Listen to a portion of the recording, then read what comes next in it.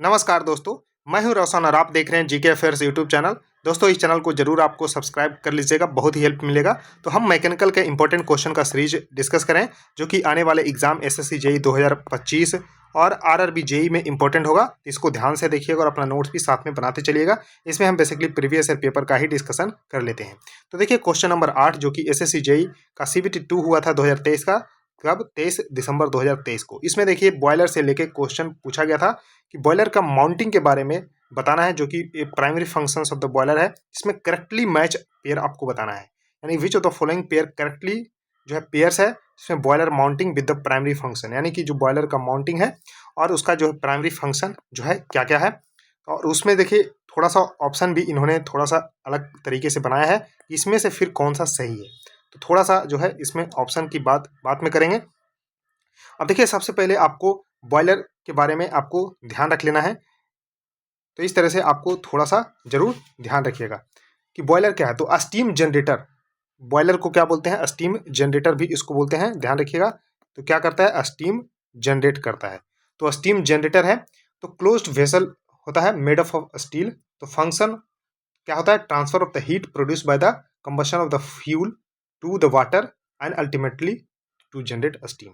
इसको ध्यान रखिएगा। इसमें डिफरेंट टाइप्स ऑफ माउंटिंग लगे होते हैं और एक्सेसरीज भी लगे होते हैं। तो देखिए बॉयलर का माउंटिंग क्या होता है। तो देखिए देज आर द फिटिंग्स, क्या है ये फिटिंग्स होता है बॉयलर में which are mounted on the boiler. देखिए माउंटिंग्स पूछा जा रहा है, तो माउंटेड ऑन द बॉयलर किस लिए, for its proper and the safe functioning. इस लाइन को इंपॉर्टेंट कर लीजिए। Proper and the safe functioning करने के लिए एक फिटिंग होता है बॉयलर में, तो लगा होता है, जैसे कि water level indicator, pressure gauge, safety valve, steam steam stop valve, blow off cock, feed check valve और फ्यूजिबल प्लग। तो इस तरह से कुल जो है लगे होते हैं। और उसके बाद अब आते हैं कि बॉयलर एक्सेसरीज क्या होता है। तो देखिए these are the device which are used as integral part of the boiler.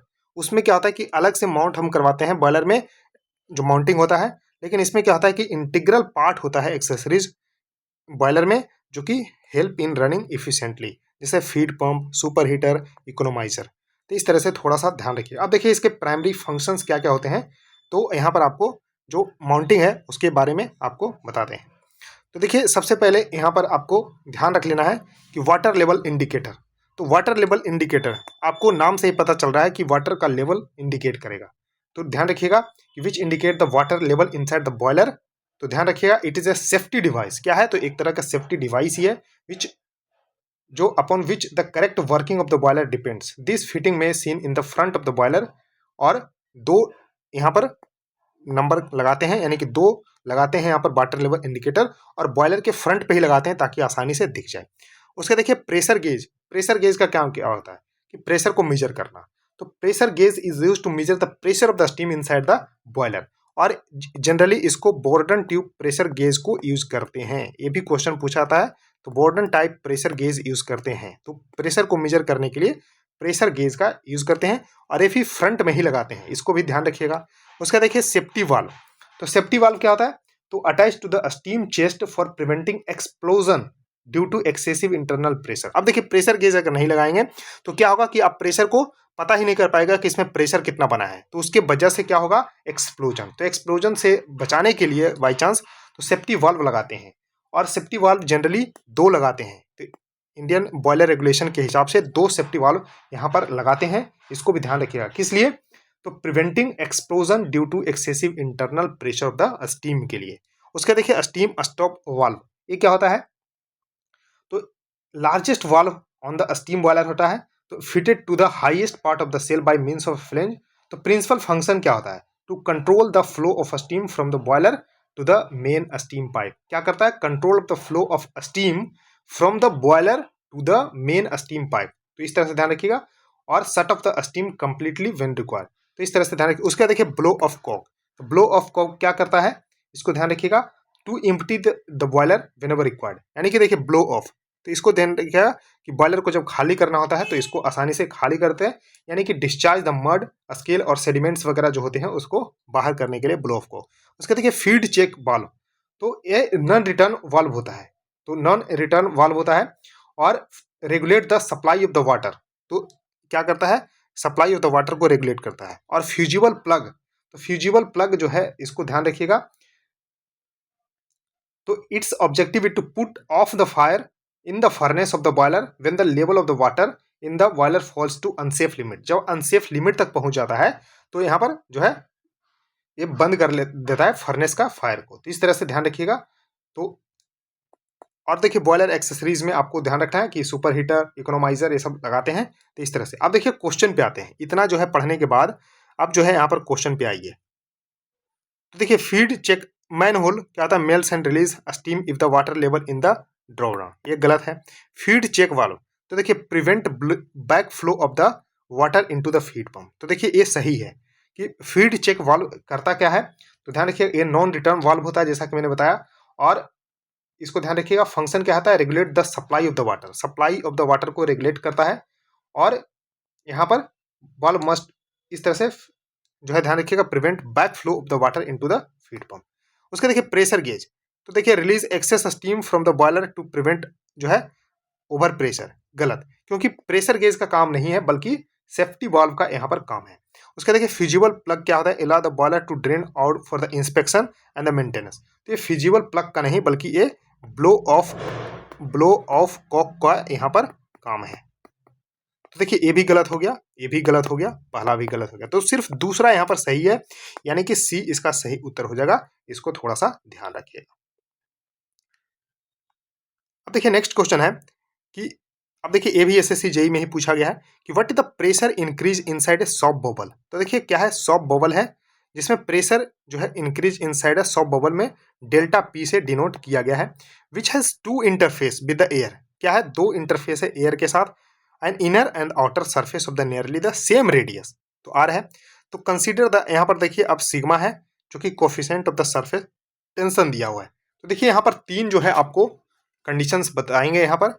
तो सबसे पहला एक कंडीशंस है कि क्या है, तो इनसाइड ड्रॉप, तो ड्रॉप के केस में यानी कि जो है यहाँ पर जो वर्षा की बूंदे होती है उसके केस में बताऊंगा कि क्या होता है, डेल्टा पी।